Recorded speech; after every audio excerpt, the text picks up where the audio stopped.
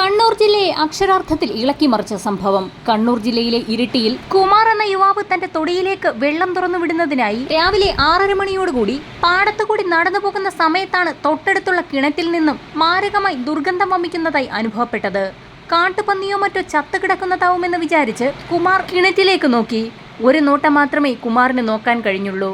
ഒരു സ്ത്രീയുടെ ശവശരീരം കിണറ്റിൽ പൊങ്ങിക്കിടക്കുന്നു. ഞെട്ടിക്കുന്ന കാഴ്ച കണ്ട് നിലവിളിച്ചോടിയ കുമാർ തൊട്ടടുത്ത പറമ്പിൽ ജോലി ചെയ്തുകൊണ്ടിരുന്ന ആളുകളെയും പ്രദേശവാസികളെയും വിവരമറിയിച്ചു. അങ്ങനെ ഏകദേശം 7 മണിയോടുകൂടി ഇരിട്ടി പോലീസ് സ്റ്റേഷനിലേക്ക് ആ ഫോൺ കോൾ എത്തി. ഇരിട്ടിയിലെ കുമാർ എന്ന വ്യക്തിയുടെ തൊടിയിലെ കിണറ്റിൽ ഒരു സ്ത്രീ മരിച്ചു കിടക്കുന്നു. വിവരമറിഞ്ഞ ഉടൻ തന്നെ പോലീസും ഫയർഫോഴ്സ് സംഘവും പ്രദേശത്തേക്ക് പുറപ്പെട്ടു. പോലീസ് സംഘം അവിടെ എത്തിയപ്പോഴേക്കും പ്രദേശം മുഴുവൻ ആളുകളെ കൊണ്ട് നിറഞ്ഞിരുന്നു. കിണറിന് ചുറ്റുമുള്ള ആളുകളെ മാറ്റിയ ശേഷം ഫയർഫോഴ്സ് സംഘം കിണറ്റിലേക്ക് ഇറങ്ങി മൃതശരീരം പുറത്തെത്തിച്ചു. കമിഴ്ന്നു കിടക്കുന്ന രീതിയിലായിരുന്നു മൃതദേഹം. കൂട്ടത്തിൽ ഒരാൾ മൃതദേഹം മറിച്ചിട്ടതോടെ കൂടി നിന്ന പോലീസുകാരും നാട്ടുകാരും ഭയന്ന് വിറച്ച് പുറകോട്ട് മാറി. അതീവ ഭീകരമായിരുന്നു ആ കാഴ്ച. മൃതദേഹത്തിന് മുഖമുണ്ടായിരുന്നില്ല. സ്ത്രീയുടെ മൃതദേഹത്തിന്റെ മുഖഭാഗം പൂർണ്ണമായും മീനും പുഴുക്കളും കൊത്തിയെടുത്ത നിലയിലായിരുന്നു. പെട്ടെന്നാണ് കൂട്ടത്തിലൊരു പോലീസുകാരൻ ഒരു കാര്യം ശ്രദ്ധിച്ചത്. സ്ത്രീയുടെ മുഖഭാഗം പൂർണ്ണമായും വികൃതമായ നിലയിലായിരുന്നെങ്കിലും ആ സ്ത്രീയുടെ ഒരു കൈയിൽ രാജു എന്ന് പച്ച കുത്തിയിരുന്നു. പോലീസുകാർ ഉടൻ തന്നെ ആ സ്ത്രീയുടെ മൃതദേഹത്തിന്റെ ഒരു ഫോട്ടോ എടുത്ത ശേഷം ഡോക്ടർമാരുടെ വിദഗ്ധ സംഘത്തെ ആ സംഭവ സ്ഥലത്തേക്ക് തന്നെ എത്തിച്ച് അവിടെ വെച്ച് തന്നെ പോസ്റ്റ്മോർട്ടം നടത്തുകയും ചെയ്തു. ഓട്ടോപ്സിക്ക് ശേഷം മണിക്കൂറുകൾക്കകം തന്നെ റിപ്പോർട്ടും പുറത്തു വന്നു. ആ റിപ്പോർട്ടാകട്ടെ ഞെട്ടിക്കുന്നതായിരുന്നു. സ്ത്രീ താനെ കിണറ്റിൽ വീണതോ സ്വയം ആത്മഹത്യക്ക് ശ്രമിച്ചതോ ആയിരുന്നില്ല. ആരോ ആ സ്ത്രീയെ കഴുത്ത് ഞെരിച്ച് കൊലപ്പെടുത്തിയതാണ്. മരണം സംഭവിച്ചിട്ട് 3 ദിവസങ്ങൾ പിന്നിട്ടിരിക്കുന്നു. ഏകദേശം 28 വയസ്സ് പ്രായമുണ്ട്. റിപ്പോർട്ട് കയ്യിൽ കിട്ടിയ ഉടൻ തന്നെ പോലീസുകാരാകട്ടെ അന്വേഷിച്ചത് ഈ സ്ത്രീയെ ആരാണ് കൊലപ്പെടുത്തിയതെന്നല്ല, ഈ സ്ത്രീ ആരാണ് എന്നുള്ളതാണ്. അങ്ങനെ പോലീസ് വിശദമായ അന്വേഷണം ആരംഭിച്ചു. ആദ്യം തന്നെ മൃതദേഹം ലഭിച്ച കിണറിന് സമീപത്തുള്ള വീടുകളിലെത്തി പോലീസ് അന്വേഷണം നടത്തി. തൊട്ടടുത്ത ദിവസങ്ങളിലായി അസാധാരണമായ നിലയിൽ ഈ കിണറിന്റെ പരിസരത്ത് ഏതെങ്കിലും സ്ത്രീയെ കണ്ടോ എന്നുള്ളതായിരുന്നു ആദ്യത്തെ ചോദ്യം. അന്വേഷണം നടത്തിയ എല്ലാ വീടുകളിൽ നിന്നും ഇങ്ങനെയൊരു സ്ത്രീയെ അവർക്ക് പരിചയമില്ല എന്ന് നാട്ടുകാർ പറഞ്ഞു.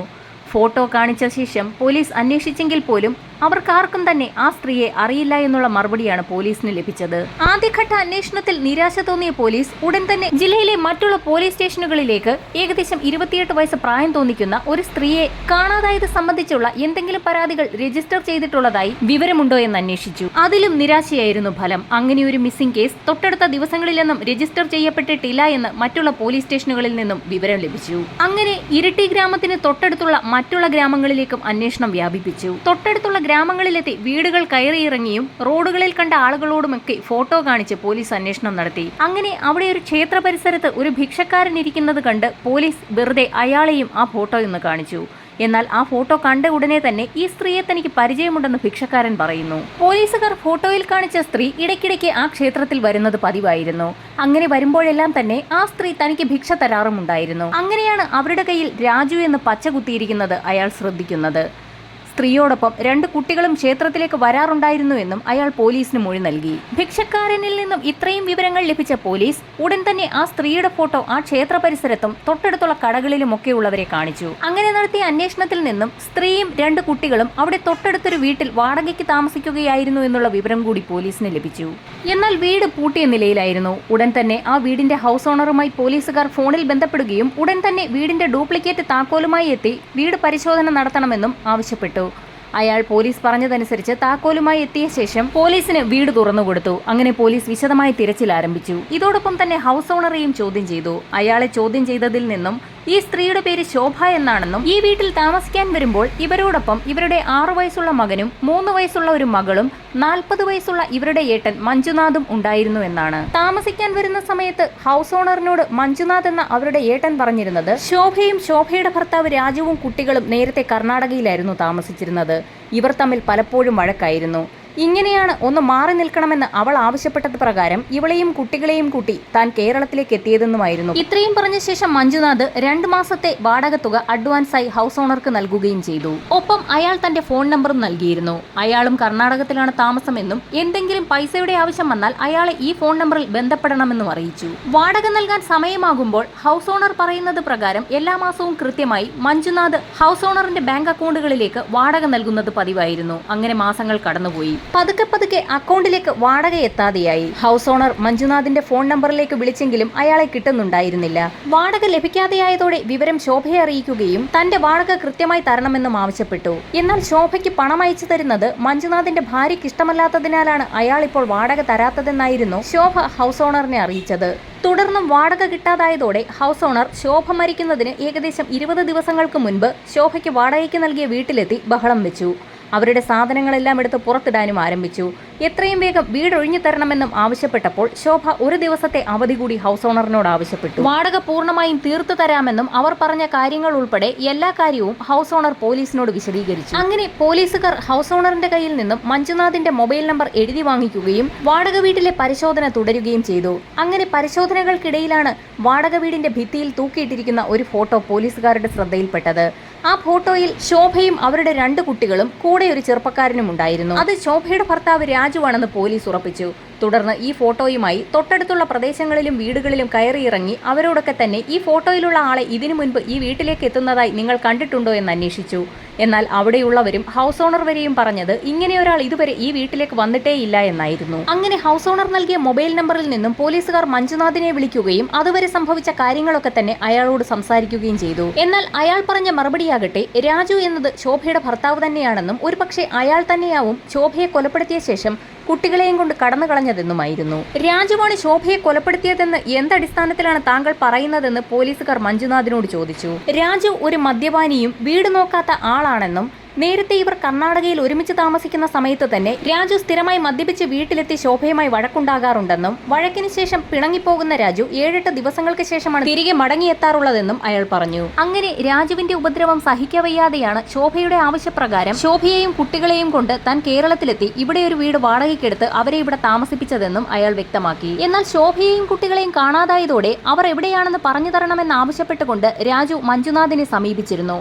അവരെവിടെയാണെന്ന് പറഞ്ഞുകൊടുത്താൽ അയാൾ അവിടെയും എത്തി അവരെ ഉപദ്രവിക്കുമെന്ന് ഉറപ്പുള്ളതിനാൽ മഞ്ജുനാഥ് രാജുവിനോട് അവരുള്ള സ്ഥലം പറഞ്ഞു കൊടുത്തിരുന്നില്ല. അങ്ങനെ ഏതാനും ദിവസങ്ങൾക്ക് ശേഷം വീണ്ടും രാജു മഞ്ജുനാഥിനെ കാണാനെത്തി. താൻ ഒരുപാട് മാറിപ്പോയെന്നും തനിക്ക് തന്റെ ഭാര്യയും കുട്ടികളുമില്ലാതെ ഇനി ജീവിക്കാനാവുകയില്ല എന്നും അതുകൊണ്ട് തന്നെ എത്രയും വേഗം അവരുടെ അടുത്ത് എത്തിക്കണമെന്നും അയാൾ മഞ്ജുനാഥിനോട് ആവശ്യപ്പെട്ടു. അയാൾ മാറിയിട്ടുണ്ടാകുമെന്ന് കരുതി മഞ്ജുനാഥ് രാജുവിനെയും കൂട്ടി കേരളത്തിലേക്ക് എത്തിയിരുന്നു. എന്നാൽ കേരളത്തിലെ വാടക വീട്ടിലെത്തിയ രാജുവിനെ കണ്ട് രാജുവിന്റെ ഭാര്യ ശോഭ ഉറക്കെ നിലവിളിക്കുകയും കയർത്ത് സംസാരിക്കുകയും രാജുവിന്റെ മുഖത്ത് പൊതിരെ തല്ലുകയും ചെയ്തു.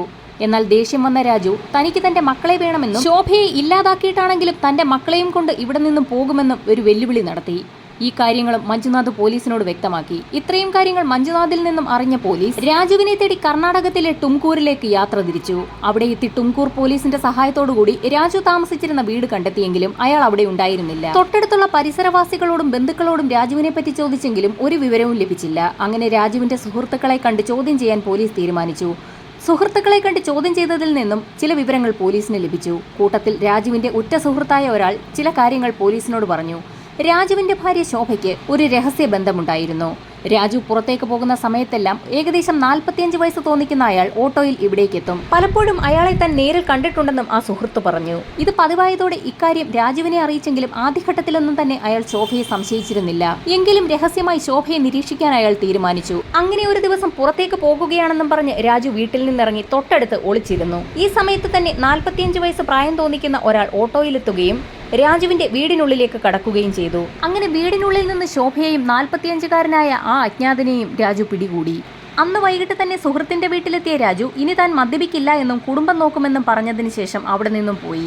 പിന്നീട് രാജുവിനെ കണ്ടിട്ടില്ല എന്ന് സുഹൃത്ത് വ്യക്തമാക്കി. സുഹൃത്തിൽ നിന്നും ഇത്രയും കാര്യങ്ങൾ മനസ്സിലാക്കിയ പോലീസ് ഈ കേസ് എവിടെയും എത്താതെ നീണ്ടുപോവുകയാണോ എന്ന് സംശയിച്ചു. തുടർന്ന് ടുംകൂരിലും പരിസരത്തും പോലീസ് വിശദമായ അന്വേഷണം നടത്തി.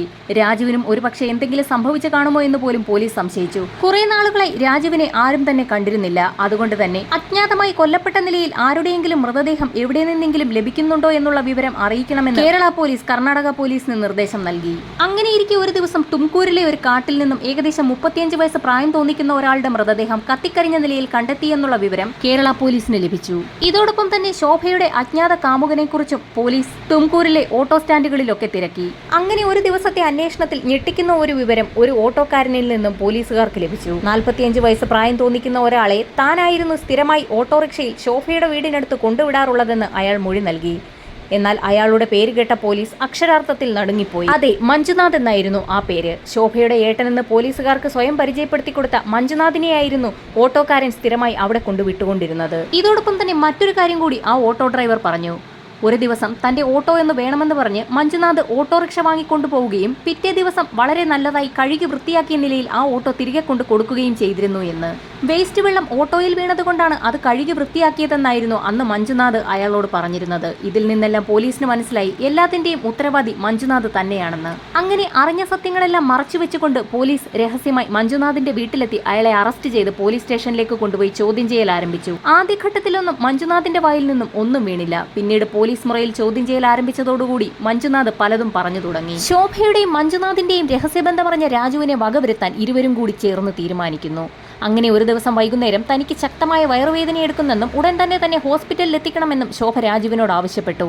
വയറുവേദന കൊണ്ട് പുളയുന്ന ശോഭയെ എങ്ങനെയും ആശുപത്രിയിൽ എത്തിക്കാൻ രാജു തീരുമാനിച്ചു. ഒരു വണ്ടി വിളിക്കുന്നതിനായി വീട്ടിൽ നിന്നും രാജു ഓടി പുറത്തേക്കിറങ്ങി.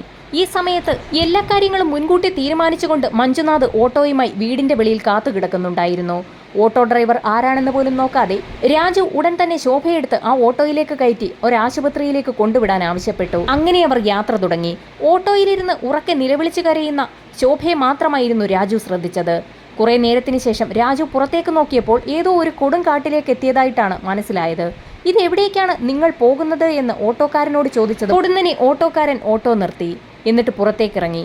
രാജു കണ്ടതാകട്ടെ ഞെട്ടിക്കുന്ന കാഴ്ച. അത് മഞ്ജുനാഥ് ആയിരുന്നു.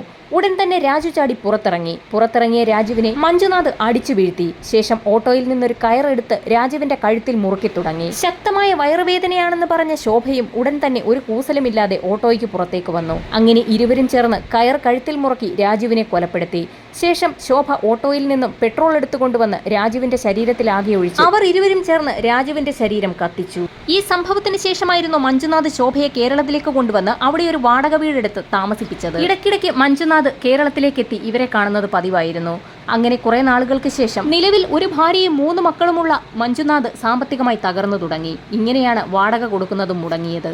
പണം കിട്ടാതായതോടെ ശോഭ മഞ്ജുനാഥിനെ വിളിച്ച് ഭീഷണിപ്പെടുത്തി തുടങ്ങി. പണം എത്തിച്ചു നൽകിയില്ല എങ്കിൽ തങ്ങൾ തമ്മിലുള്ള ബന്ധം മഞ്ജുനാഥിന്റെ ഭാര്യയെ അറിയിക്കുമെന്ന് അവൾ പറഞ്ഞു. അങ്ങനെ ശോഭയെയും കൊലപ്പെടുത്താൻ മഞ്ജുനാഥ് തീരുമാനിച്ചു. മറ്റാരുടെയും ശ്രദ്ധയിൽപ്പെടാതെ മഞ്ജുനാഥ് കേരളത്തിലേക്ക് എത്തി. സംശയമൊന്നും തോന്നാത്ത വിധത്തിൽ ആ വീട്ടിൽ കയറിക്കൂടി ശോഭയുമായി സംസാരിക്കുകയും രാത്രി ശോഭ ഉറങ്ങിയതിനു ശേഷം അവരുടെ സാരി കൊണ്ട് തന്നെ കഴുത്തിൽ കുരുക്കിട്ട് ശോഭയെ കൊലപ്പെടുത്തുകയും ചെയ്തു. കർണാടകയിൽ നിന്ന് കണ്ണൂരിലേക്കുള്ള യാത്രയിൽ സ്ഥിരമായി താൻ കാണാറുണ്ടായിരുന്ന ആ കിണറ്റിൽ ശോഭയുടെ ശരീരം കൊണ്ടിട്ടു. പിന്നീട് പോലീസിന്റെ മുൻപിൽ ഉയർന്നു വന്ന ആ വലിയ ചോദ്യം ആ 2 കുട്ടികൾ എവിടെ എന്നുള്ളതായിരുന്നു. ആ 2 കുട്ടികളെയും താൻ ഇല്ലാതാക്കിയോ എന്ന് പോലീസുകാർ മഞ്ജുനാഥിനോട് ചോദിച്ചു. മഞ്ജുനാഥ് ഇതിന് മറുപടിയായി പറഞ്ഞത് ആ 2 കുട്ടികളെയും ഇല്ലാതാക്കാൻ തനിക്ക് തോന്നിയില്ല എന്നും ആ 2 കുട്ടികളെയും കൂട്ടി ട്രെയിനിൽ കയറി മുംബൈക്ക് ടിക്കറ്റ് എടുക്കുകയും അവരെ ബർത്തിലിരുത്തിയ ശേഷം താൻ മറ്റൊരു സ്റ്റേഷനിൽ ഇറങ്ങിപ്പോവുകയും ചെയ്തു എന്നായിരുന്നു. ഉടൻ തന്നെ ആ 2 കുട്ടികളെയും പറ്റി അന്വേഷണം ആരംഭിച്ച പോലീസിന് ലഭിച്ച വിവരം ട്രെയിനിൽ മുംബൈയിലെത്തി അലഞ്ഞുതിരിഞ്ഞ കുട്ടികളെ ആരൊക്കെയോ ചേർന്ന് കുട്ടികളെ നോക്കുന്ന ഒരു കേന്ദ്രത്തിലാക്കി എന്നായിരുന്നു. ഉടൻ തന്നെ കർണാടക പോലീസിനെ വിവരമറിയിക്കുകയും കർണാടക പോലീസ് മുംബൈയിലെത്തി കുട്ടികളെ കർണാടകത്തിലെ കുട്ടികളെ നോക്കുന്ന ഒരു കേന്ദ്രത്തിലേക്ക് മാറ്റുകയും ചെയ്തു. അങ്ങനെ കേരളത്തെ നടുക്കിയ ശോഭ രാജു കൊലക്കേസിന്റെ അഴിയാത്ത ചുരുൾ കേരള പോലീസ് അഴിച്ചു.